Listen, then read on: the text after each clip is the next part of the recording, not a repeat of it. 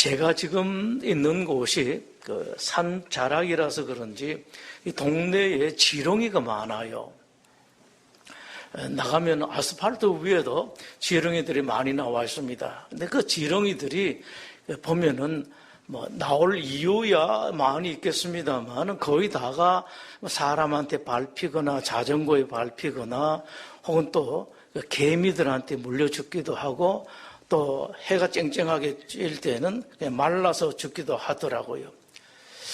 참 정확한 이유에 잘 모르겠습니다만은 생각이 그랬었습니다. 그 있을 곳에 똥 속에 있지 뭐하러 나와가지고 저렇게 밟혀 죽고 치어 죽고 물려 죽고 말라서 죽느냐라는 그런 생각이 많이 들었습니다. 뭐하러 나왔느냐? 동물이나 미물이나 사람이든지 간에 자기가 있을 곳에 있어야 합니다. 있을 곳에 있지 아니하면은 고생이죠. 나오미도 그랬죠. 이스라엘 베들레헴에 살다가 흉년이 들었다고 모압으로 갔습니다. 이미 여러분들 아시는 것처럼 모압에 가서 어떤 고생을 했습니까? 밥은 뭐 그럭저럭 좀 먹고 살았는지 모르겠습니다만은 남편이 죽고 큰 아들이 죽고 작은 아들이 죽고 다 죽고 남자라고는 다 죽었습니다. 그것도 며느리들만 남겨놓고 또 며느리들이 애 하나 낳지도 못하고 그냥 혼자서 있고 그러니까 남자 셋이 죽고 세 여자만 과부만 그렇게 남았습니다. 나오미가 이제 10년 만에 룻과 함께 고향 베들레헴으로 돌아옵니다. 드디어 도착했습니다. 10년 만입니다. 이제는 하나님이 계시는 곳 이스라엘입니다. 여러분께서 아실 것은 우리가 하나님 속에 들어왔다, 하나님 땅에 들어왔다, 하나님 품에 들어왔다 하더라도 현실적인 문제가 당장 해결되는 것은 아니라는 사실을 여러분 잘 기억하셔야 됩니다. 내가 예수님 믿었는데, 내가 이렇게 회개하고 돌아왔는데, 내가 이렇게 했는데 왜 이러나? 기다릴 줄 알아야 돼요. 하나님의 은혜가 실제적이고 가시적인 것이 되는 데는 상당한 시간이 걸립니다. 그러니까 여러분들, 하나님 사람들은 고요하고 잠잠하게 기다릴 줄 알아야 됩니다. 당장 먹을 것이 없었습니다. 먹을 것을 구하기 위해서 젊은 며느리 룻이 낳습니다. 이삭 줍기를 시작했습니다. 다행인 것은 마침 나오미와 룻이 돌아온 때가 추수 때였습니다. 더욱이 다른 어떤 것보다도 이삭 줍기는 품위를 지키면서 할 수 있는 일이었었습니다. 만약에 이삭 줍기를 할 수 없었다면 나오미와 룻이 무엇 가지고 살 수가 있겠습니까, 여러분? 구걸을 할 수도 있겠습니다만은 구걸 해봐야 좁은 동네에서 얼마 얻지도 못하고 젊은 여자가 할 수 있는 최악의 일밖에 없었습니다. 근데 참으로 감사할 것은 하나님께서는 당신의 사람들이 고생을 할 때에 어렵고 힘들고 고통 속에 오래 그리고 아주 심한 고통 속에 있도록 그냥 내버려 두진 않습니다.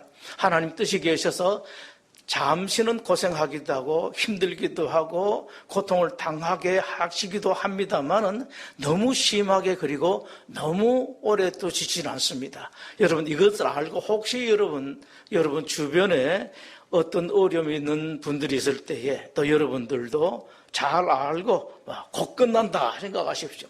본인은 길 거예요. 터널 속에 운전하다 보면은 터널이 되게 길잖아요. 근데 나오면 금방 끝이 나거든요. 금방 끝이 난다고요. 하나님께서 내버려 두시지 않고 피할 길도 주시고 피할 그늘도 주십니다. 정 가기 힘들면은 돌아서 갈 길도 주시고 또 떼약볕이 너무 심하게 되면 그늘도 주십니다. 고린도 전서 10장에서 말씀하십니다. 하나님은 미쁘사 너희가 감당하지 못할 시험 당함을 허락하지 아니하시고 시험 당할 즈음에 또한 피할 길을 내사 너희로 능히 감당하게 하시느니라. 하나님 말씀이십니다. 그러나 이삭 죽기도 마음대로 할 수 있는 것은 아니었었습니다. 주인의 허락이 있어야 되었습니다. 그런데 참으로 우연하게도 룻이 이삭 죽기 나간 곳이 시댁의 친족인 보아스의 밭이었었습니다. 오늘 2장 3절에 보면은 룻이 가서 베는 자를 따라 밭에서 이삭을 줍는데 우연히 엘리멜렉의 친족 보아스에게 속한 밭에 이르렀더라라고 말씀합니다. 자, 여러분 여기서 잘 아실 것이 있습니다. 그 일이 틀림없이 룻에게는 우연이었습니다. 정말로 우연하게 친족 집이었었습니다. 그러나 룻에게는 우연이었을는지 몰라도 하나님께는 우연이 아니었었습니다. 하나님께서 그렇게 하신 것이라는 사실을 여러분 잘 아십시오. 하나님의 인도였고 하나님의 섭리고 하나님의 연출이었습니다. 우리가 보기에는 연출하는 사람 아무도 없어도 하나님께서 위에서 보시고 다 그렇게 만들어 가십니다. 이것을 확인하는 말씀이요 4절에 있어요. 3절에 우연히라는 말씀이 나왔죠. 4절 첫머리 뭐라고 되어 있습니까? 마침이라는 말이 또 나와요. 자, 룻이 우연하게 보아스의 밭에서 이삭 줍기를 했는데 보아스가 마침 타작하는 마당에 왔다고요. 룻이 이삭 줍고 있을 때 마침 밭의 주인 보아스가 밭에 들렀습니다. 그래서 룻과 보아스가 만나게 되었죠. 여러분 아십시오. 세상에 우연은 없습니다. 모든 것이 필연이고 하나님의 섭리밖에 없습니다. 여러분들이 참 원하지 않는 일이 생겨나서도 혹은 여러분들에게 조금 좋은 일이 있다, 아주 좋은 일이 있다 할 때 전부 다 하나님께서 무슨 까닭인지 몰라도 하나님께서 하셨다는 사실을 잘 기억하시도록 하십시오. 밭에 도착한 보아스가 일꾼들과 인사를 나누는데 그 인사 말에 눈길이 갑니다. 4절 보시죠. 이제 보아스가 여호와께서 너희와 함께 하시기를 원하노라라고 하니까 하인들이 대답합니다. 여호와께서 당신에게 복 주시기를 원하나이다. 이걸 원어로 보면은요, 이 말이 그냥 인사가 아니라는 것을 알 수가 있습니다. 언젠가 제가 여러분들에게 한 말씀 드렸죠. 저도 이제 지난번에 현직이 있을 때 심호할 때에 한번 인사를 하면은 1부, 2부, 3부 때 수백 명하고 인사를 하죠. 인사를 하는데 손을 잡아보면 다 달라요. 그리고 느껴집니다. 저 사람이 정말로 반가워서. 그래서 처음에는 사람들이 나가는 길에서 이 문이 3개가 있으면은 제가 중앙에서 가운데 항상 중앙문으로 나가는 사람들은 다 인사를 했는데 그 다음부터는 중앙문에서부터 좀 뒤로 와서 인사를 했어요. 그래서 제가 미리 이야기를 했습니다. 여러분들 가운데 꼭 인사하고 싶은 분들은 제가 조금 떨어져 있을 테니까 글로 와서 인사를 나누시고 뒤에 사람들 많이 기다리니까 꼭 인사하고 싶지는 않다 하시는 분들은 그냥 옆으로 나가시면 되겠습니다 라고 했는데 그때 손을 만져보면 느껴져요. 자, 이 인사 말을 가만히 보면은 원어로 보게 되면은 주인이나 하인들이 얼마나 마음을 다해서 하는 인사라는 것을 느낄 수가 있습니다. 전부 다 마음을 다해서 합니다. 하인들은 주인으로 말미암아 생계를 이어나가는 사람들이라고요. 흔히 사람들 중에서는 자기가 그런 주인의 위치에 있다가 보면은 알바도 그렇죠. 요즘은 좀 덜 합니다만은 저 사람은 나 때문에 자기도 살고 자기 식솔들도 가족들도 살아간다. 나 아니면 어떻게 사느냐라는 이런 마음을 가질 수가 있습니다. 얼마 전에 그랬습니다. 한번 상당히 이제 규모가 있는 대기업은 아니고요. 규모가 있는 회사의 본부장입니다. 사장급인 본부장이 열심히 일하고 제가 알기로 그분이 상당히 능력이 많아요. 그분 때문에 회사가 많이 됐는데 어느 날 그 사장이 그 본부장한테 본부 사장급입니다. 네, 이런 말을 하는 걸 들었습니다. 아주 후배예요. 대학 후배인데 자네 내가 아니었으면 어떻게 애들 다 그렇게 교육시킬 수 있었나? 말은 맞아요. 자녀들 셋이 다가 대학을 대학원까지 갔는데 학비를 다 회사가 학비를 떼어줘서 그렇게 했었습니다. 그래서 이런 마음을 가지기 쉽습니다. 그런데 한편으로 보면은 제가 객관적으로 보면은 그 본부장, 사장급인 본부장이 한 일이 자기가 받은 월급보다 대접보다도 아마 100배, 수백 배는 되는데, 주인은 이제 그렇게 아는 거예요. 나 아니어서 어떻게 됐느냐 하는데, 근데 보아서는 다릅니다. 보아서는 자기 하인들에게 그런 마음을 가지지를 않습니다. 근데 그랬더니만 하인들도 마찬가지로 주인에게 그렇게 인사를 하죠. 한 번 더 보시죠. 4절에 여호와께서 자네들과 함께 하시기를 원합니다 라고 하니까 하인들이 여호와께서 당신에게 복 주시기를 원하나이다. 여러분, 인격은요 다 드러납니다. 꼭 내가 드러내려고 하지 않아도 인격은 다 드러나도록 되어 있다고요. 누구든지 다 그렇습니다. 보아스의 인격이 이렇게 하인들과 인사하는 데에 드러납니다만은 룻의 인격도 드러나는 것을 볼 수가 있습니다. 5절 보시죠. 보아스가 베는 자들을 거느린 사환에게 이르되 이는 누구의 소녀냐 하니까 하인들이 대답을 합니다. 이런 사람이다라고 하는데 그 주인 보아스가 왜 물었노 하니까 지금 여러 사람들이 있습니다. 이삭 죽게하는 사람들이 여인들이 여러 명이 있는데 룻에 대해서 특별히 묻습니다. 누구냐? 보니까 좀 다르더라라는 겁니다.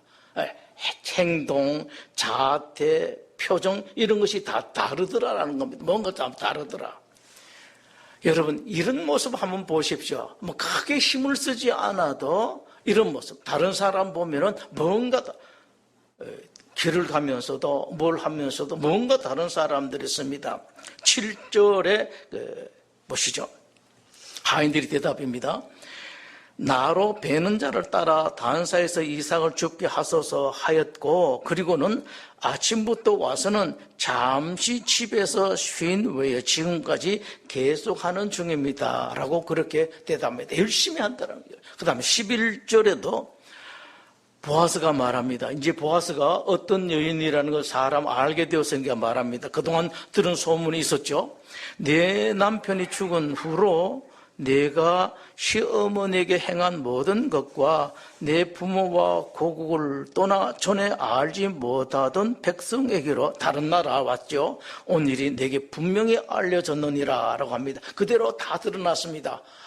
저게 누군가 참 괜찮은 섹시인데 누군가 했는데 과연 이전에 소문을 들었던 그 룻이었더라라는 것을 말씀을 하고 있습니다. 이미 보아스가 룻에 대한 소문을 들었죠. 얼굴은 알지는 못합니다만은 그 룻이라는 그런 며느라이가 있는데 참 이쁘다 그러더라 들었는데 얼굴을 알지 못하다가 이제 오늘에서 알게 되었습니다. 직접 보니까 소문에 들은 바 그대로더라 라는 말씀을 오늘 성경 말씀을 하고 있습니다. 여러분 이 기독교인들은 이렇게 살아야 돼요. 그냥 잘 믿는다, 뭐를 잘한다가 아니라 뭔가 제일 가까운 것은 배우자들에 대해서입니다. 날이 가면 갈수록 예수님 믿은 시간이 길어지고 또 교회에서 직분도 맡고 일할수록 남편에게 더 인정을 받는 아내, 또 남편도 교회에서 일을 하고 뭘 하면서도 점점 더 우리 남편이 예수님 믿더니만 점점 좋아진다라는 것을 아내에게서 인정받을 수 있는 이런 사람, 이게 진짜 예수님 믿는 사람들입니다, 여러분. 그러니까 이제 보아스가 참 잘 대접을 해줘요. 8절 보시겠습니다. 보아스가 룻에게 내 딸아 들으라. 이삭을 주우러 다른 밭으로 가지 말며 여기서 떠나지 말고 나의 소녀들과 함께 있으라. 이삭 죽게 하는 사람들이 많았죠. 그들이 베는 밭을 보고 그들을 따르라. 내가 그 소년들에게 명령하여, 희약까지 하는 애들이 있죠. 너를 건드리지 말라 하였느니라.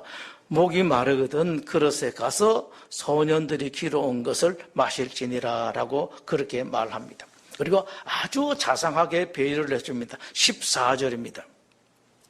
식사할 때에 보아스가 룻에게 이르되 이리로 와서 떡을 먹으며 내 떡 조각을 초에 찍으라 하므로 룻이 곡식 베는 자 곁에 앉으니 그가 볶은 곡식을 주매 룻이 배불리 먹고 남았더라. 제대로 못 먹었거든. 룻이 이삭을 주우러 일어날 때 보아스가 자기 소년들에게 남자들, 소년이라는 게 남자 하인들입니다. 명령하여 이르되 그에게 곡식 단사에서 줍게 하고 책망하지 말며 제일 많이 떨어진 데, 대목자리죠. 제일 좋은 자리입니다. 또 어떻게 16절 한번 보시죠. 그를 위하여 곡식 다발에서 조금씩 뽑아 버려서 그에게 줍게 하고 꾸짖지 말라 하니라. 아예 생극 곡식들을 땅에 떨어뜨려서 죽게 하도록 그렇게 해주라. 자, 여기서 우리 한번 봅니다, 여러분. 이런 배려, 이런 관심, 이런 사랑, 자연스럽습니다. 그런 사람들은 자연스럽게 이런 배려를 받도록 되어 있습니다. 누구든지 다 그렇습니다, 여러분. 그래서 이런 일이 있을 때 가끔씩 다른 사람들이 그럽니다. 편애다.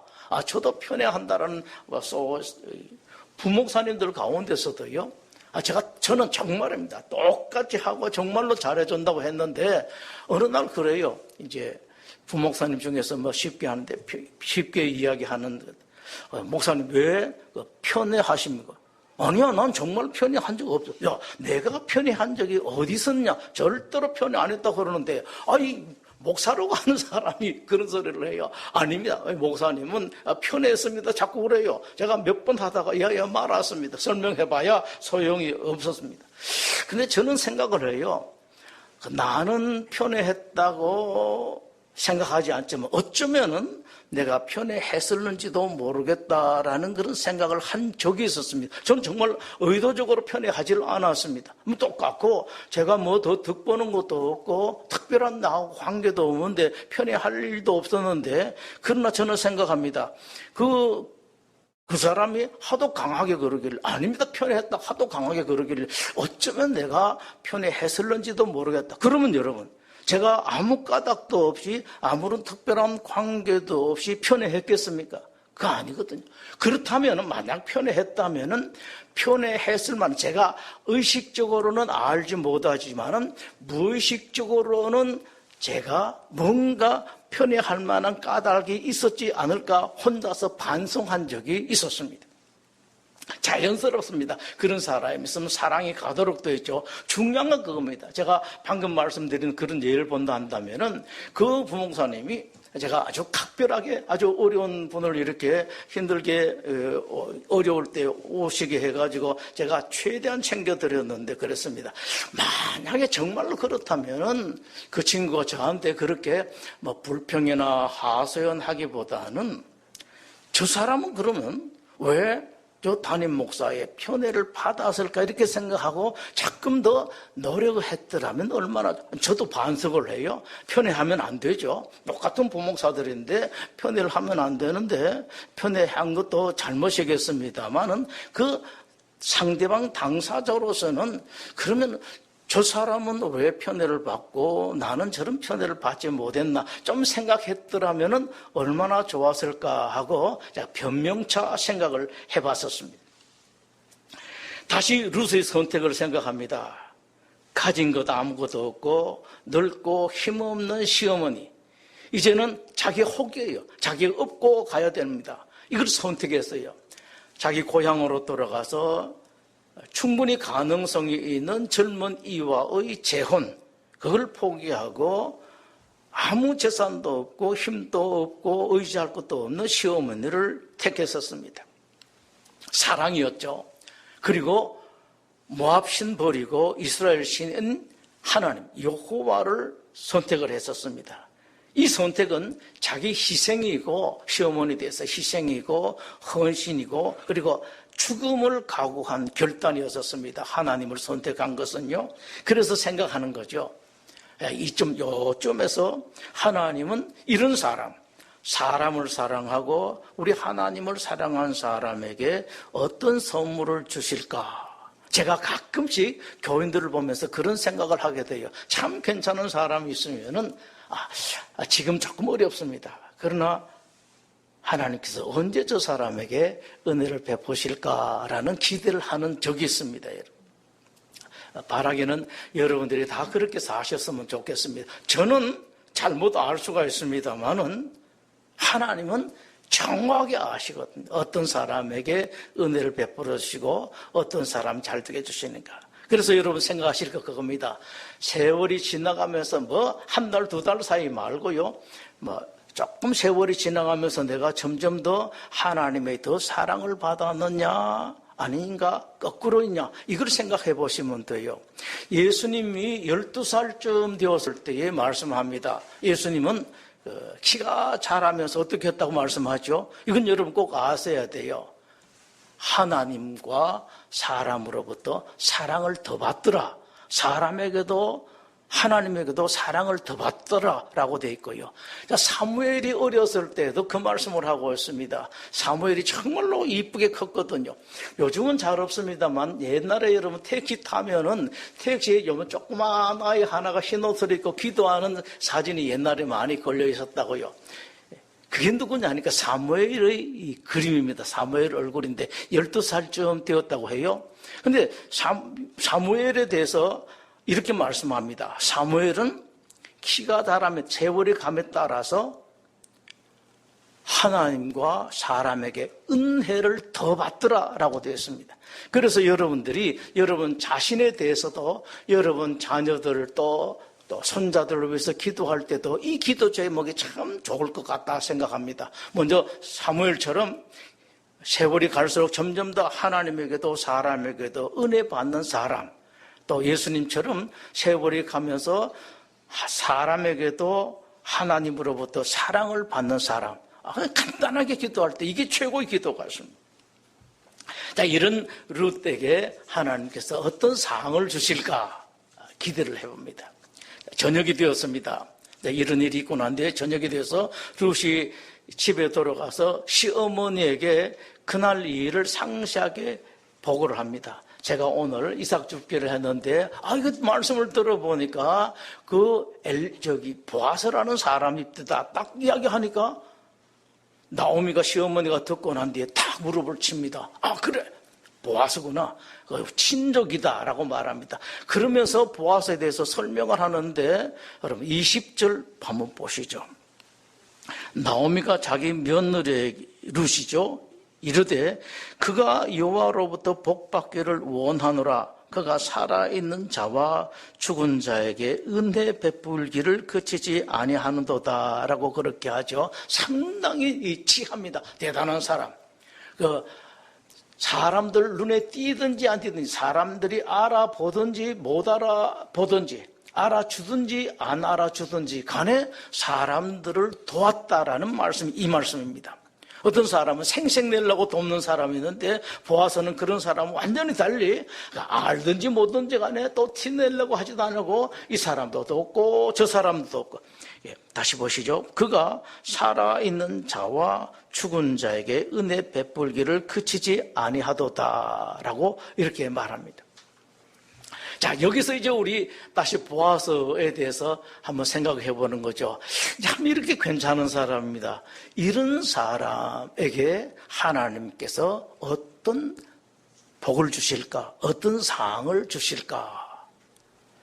괜찮죠, 여러분? 상은요, 복은 이미 받은 것, 상을 이미 받는 것보다도 상 받을 것이 기대되는 것, 복 받을 것이 기대되는 것이 훨씬 좋아요. 정말로 그게 행복하거든요. 자, 어떻습니까, 여러분?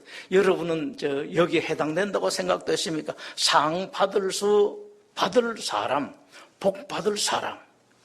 여행도 그렇잖아요. 막상 여행 가보면 그렇게 별것 아닙니다만은 여행 가기 전에가 훨씬 더 좋잖아요. 이런 겁니다, 여러분.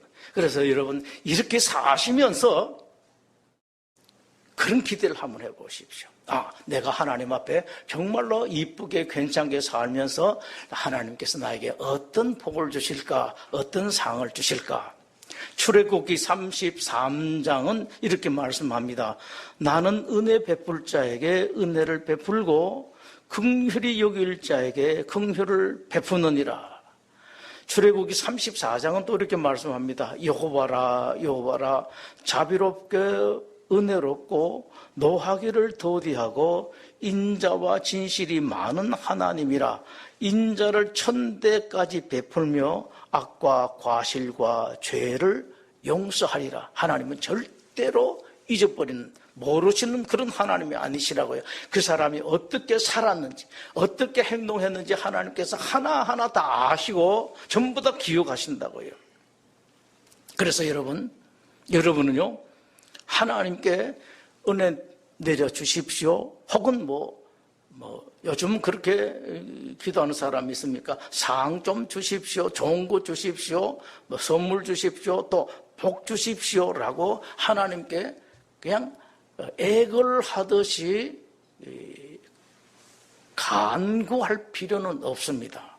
기도는 해야 됩니다만은 하나님 제발 좀 은혜 주시고 복을 주십시오. 여러분 자녀들과 또 손주들에게 대해서도 마찬가지입니다. 기도하는 건 좋습니다만은 이렇게 여러분들이 더 힘쓸 것은 여러분이 하나님의 그런 상을 복을 받는 사람으로 살려고 노력하는 겁니다. 이게 필요하고 자식들한테 그걸 가르치는 거예요. 제가 우리 아들에게 이놈 자식이 바쁘다 보니까 또 이제 병원이라는데 이제 월급을 받으면은 11조 하기가 쉬운데 11조를 제대로 하지는 못해요. 그 11조를 언제 하는 거 같더니 그 다음 해에 종합소득세 낼 때 그때 가서야 내가 작년에 얼마 받았는지 안 돼요. 그래서 제가 그렇습니다. 지금까지 이렇게 대체로 얼마나 받냐? 그러면은 내년에도 그렇게 받는다 생각하고 더 내면은 좋겠지만은 작년에 받은 거를 12토막 내가지고 매달 내라. 그래서 제가 강탈을 해요. 뺐습니다. 얼마? 11조 보내라. 합니다. 저희는 이제 월급날이 따로 없고 이제 병원에서 이렇게 돈 갖고 가서 쓰니까 돈 내라고 그럽니다. 제가 그렇게 하는 까닭이 있어요. 왜 그렇게 억지로라도 11조를 내도록 하는가? 저는 분명하고 확실하게 알고 제가 경험을 했기 때문에 그렇습니다. 사람이 11조를 하면은요, 정말 하나님께 복을 주시거든요. 성경에서 구체적으로 내가 복을 내리겠다, 하겠다 하는 것을 내가 뒤로 나가는 걸 막아주겠다라고 하는 말씀 딱 한 군데밖에 없어요. 말라기에서 11조밖에 없습니다. 그밖에 안 하지. 분명하게 알기 때문에 제가 그럽니다. 11조 내라. 다른 학교에서 봉급을 받으면 제때 얼마 받으니까 사위도 이제 봉급 받으면 얼마 받으니까 아니까 그놈들은 이제 11조를 잘 하는데 이 아들놈은 그래서 제가 억지로 빼서 지난달에 물어봐요. 지난달에 너 11조 안 들었더라. 그래서 나 억지로 받아냅니다. 복 받으라고. 하나님은 꼭 그러죠. 반드시 하나님께서 그 값을 다 하시거든요. 그런 사람으로 여러분들 다 하시고 또 여러분 자녀들에도 가르치는 것이 필요합니다. 그렇게 가르치려고 그러면은 사실은 여러분들이 먼저 확신이 있어야 되죠. 은혜 받을 사람으로, 사랑받을 사람으로 사는 것, 이게 필요합니다. 이 진리는 여러분 세상에 아무리 가도 병원하지 않습니다. 갈라디아 6장에서 말씀을 하십니다. 사람이 무엇으로 심든지 그대로 거둘 것이다. 부디 좋은 것으로 심으십시오. 심은 그것에서 열매가 나와서 여러분들도 잡숫고 여러분 자식들도 여러분 손자들도. 자, 이때 오늘 마지막입니다. 이 시어머니에게 퍼뜩 드는 생각이 있습니다. 그 사람은 우리와 가까우니 우리의 기업 물을 자 중에 하나이다. 20절 보시죠. 나오미가 마지막에 그에게 이르되 그 사람은 우리와 가까우니 우리의 기업을 물을 자 중에 하나이니라 라고 합니다. 기업 물을 자, 그 히브리 말로 고엘, 가알이라고 하는데 특별한 친족을 말합니다. 이건 재밌는 친족인데 여러분 한번 들어보십시오. 이 고엘, 가알의 역할은 자기 가문 집안 내에 아주 어려운 사람이 있을 때 그 사람을 도와가지고 집안 자체가 손해보지 않도록, 예를 든다면 우리 집안에 땅이 있습니다. 땅이 있는데 이건 그냥 계속 가야 돼요. 가는데 돈이 없어서 이 땅을 다른 집안에 팔아먹는 그런 경우도 있습니다. 이럴 때에 집안 사람 중에서 한 사람, 여유가 있는 사람이 그 땅을 사가지고 그 집으로 다시 돌려줍니다. 꼭 다 돌려주는 게 아니라 집안 가문을 벗어나지 못하도록 그렇게 하는 그런 역할을 하고, 또 정돈이 없어가지고 노예로 팔려가는 사람이 있습니다. 다른 집안에 노예로 팔려갈 때에 그 집안 중에서 돈 있는 사람이 그 사람에게 빚을 갚아주고 노예로 팔려갈 걸 다시 와서 그 가문 사람들이 숫자가 그대로 유지하도록 하는 건데, 그 특별한 친족 기업 물을 자에게 아주 특별한 의무가 하나 있습니다. 그 가문에 있는 사람 중에 자식이 없이 남자가 죽었을 때에 그 미망인과 결혼하는 그런 의무가 있었습니다. 이걸 계대 결혼, 대를 이어가는 그런 결혼이라고 하는데, 그 집에 이제 대를 이어주는 것이죠. 이렇게 하는데, 아주 문제는요, 이제 아무래도 젊은 부인은 안 되겠습니까? 부인 되면은, 그 부인과 결혼하게 되면은, 그 애를 낳으면은, 그 애는 자기 애가 안 돼요. 지난번 먼저 죽은 그 가문의 남자의 자녀가 됩니다. 또 그 사람이 그 집에서 땅을 사주면은 그 땅은 자기 땅이 안 돼요. 그 미망인의 남편 그 가정의 땅이 됩니다. 어떤 사람들은 젊은 여인과 결혼한다라는 문제라든지 또 땅을 더 싸게, 조금 싸게 살 수가 있으니까요. 그런데 그렇게 처음에는 하게 됐는데, 처음에는 열심히 잘 따라 했습니다만은, 법이요, 점점 더 법은 이기적으로 바뀌어 나가요. 정치하는 것도 마찬가지입니다. 정치도 그렇고 경제법도 그런데 사람들 전부 자기에게 유리하게 해석을 해나가거든요. 그러다가 이 법이 처음에는 잘 따라 했는데 나중에는 따라서 내가 이득을 보면은 법을 잘 지켜주고 이득을 보지 않으면 지켜주질 않았습니다. 이때쯤 해서는 이미 그 법을 잘 지켜주는 사람이 없었는데, 이 나오미가 이 보아스를 보고 생각하게 됩니다. 저런 인품이 있는 분이라면 어쩌면은 전통에 따라서 이 법을 지켜줄지도 모르겠다라고 하면서 마지막으로 자기 며느리한테 말하는 말이 있습니다. 22절을 한번 보시죠. 이에 나오미가 며느리 둘에게 이르되, 내 딸아, 너는 그의 소녀들과 함께 나가고 다른 밭에서 사람을 만나지 아니하는 것이 좋겠다. 뭔가 여러분 느껴지시죠? 뭔가 좀 기대를 하고 있는데, 제가 그래서 오늘 설교 제목을 골기대라는 말을 요즘 잘 안 씁니다만은 골기대, 기대에 건다라는 그런 말인데, 기대를 많이 한다라는 그런 말인데, 조금 그렇습니다. 이미 이제 사람들이 이걸 계대 결혼 잘 안 해줬습니다.